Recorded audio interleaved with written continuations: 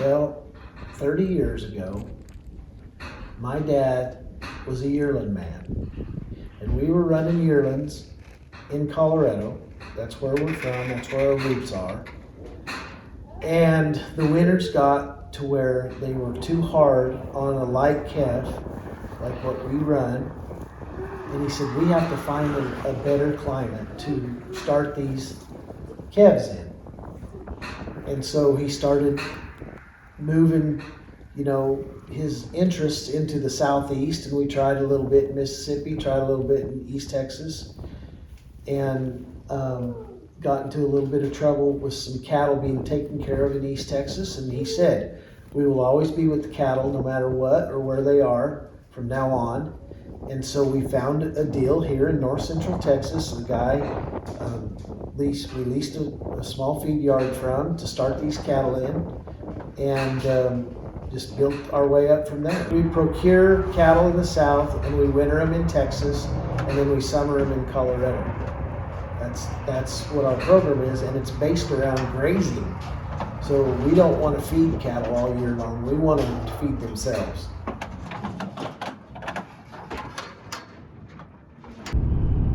So you buy calves. When did you buy them? Okay, so I start buying around the 10th of October, 10th to 20th of October. And they're 300 pounds. And they weigh 300 pounds. And they come here from Mississippi? From Mississippi. Got a guy at Meridian, Mississippi that procures all the cattle for me. And we bring and that's when they go, well, you wean them in your pens. Yep, they come here. They're unweaned calves, right?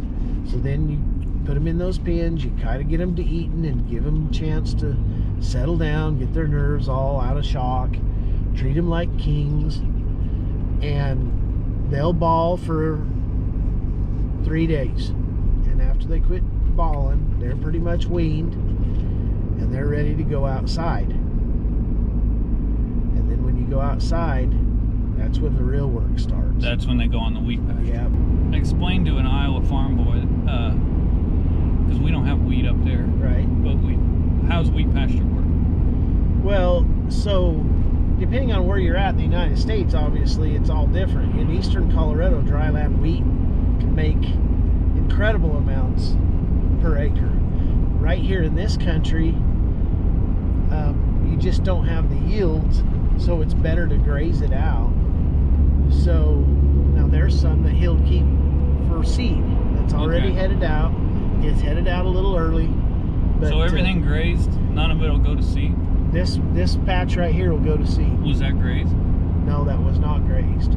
Well, sometimes they graze it and then go to seed.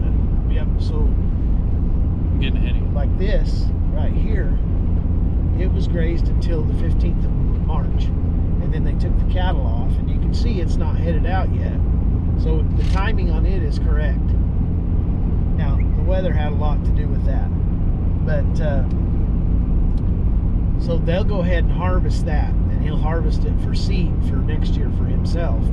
He has quite a bit of land around here, and he takes cattle in. So then what you're going to graze out, you just graze out till it's gone, and it's a pay by the pound gain. This is most strictly, not strictly, but mostly wheat grazing country here. Okay. We graze so it out. Graze them till now. Well, we'll graze them till whenever the wheat runs out. Normally it would be the 20th of May, 15th to 20th of May. And then they go to Colorado? And then mine go to Colorado. Everybody else's usually goes to feed yard. Okay. But so what do you do with the wheat pasture? Then it just sits all summer and it's dry and it doesn't grow. Correct. So the wheat dies, right? Mm-hmm. And then you just spend all summer getting those fields ready to replant back into wheat in the fall. Okay. Yep. So when do they plant? We start the 15th of September. Okay. And Jim, And you're doing that now? Yeah. It's terrible. That's why my wheat's not that good, because I don't know how to farm, and I just had to start doing it.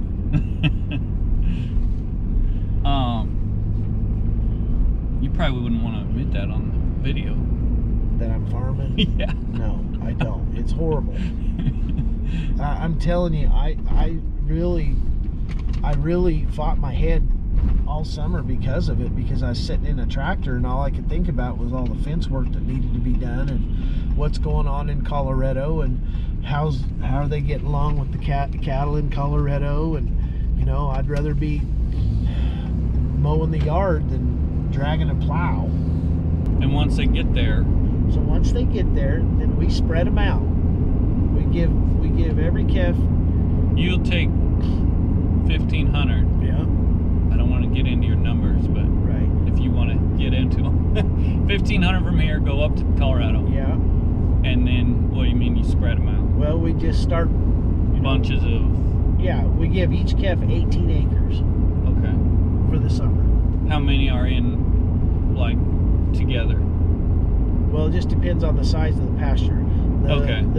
You know, in our country, it's not huge. It's not big ranch country. It is, but they're small ranches. So we have 20,000 acres up there, and our biggest pasture is 4,000 acres. Right. So then I'll just kind of, depending on what the weather and the drought and the rain has done, I take a look at it. We do a really good job of conserving for next year, right? Mm-hmm. So my dad, back in his day, it was take half, leave half, right? That's what they called it, or that's what he'd say. He'd say, always take half, leave half. And now it's a little bit different because we're not in really consistent rain country. In southeast Colorado, and I've run yearlings from the Pine Ridge of South Dakota to central Texas, and the best gains I get are in southeast Colorado.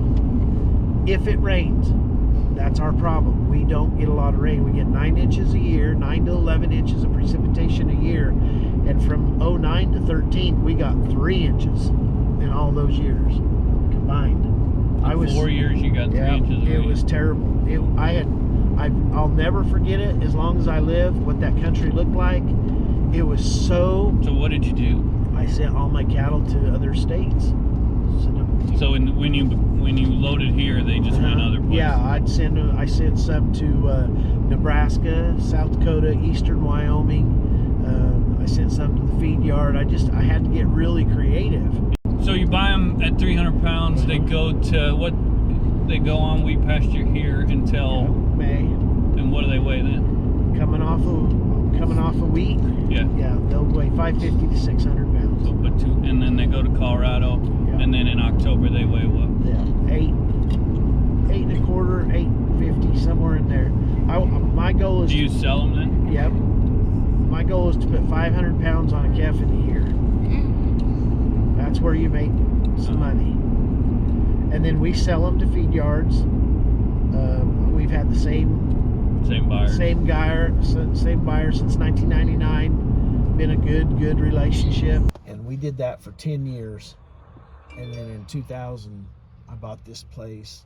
And in 2002, I built these in 2000 and built that barn in 2002. And we just kind of grew from there. Pretty simple deal. Pretty simple.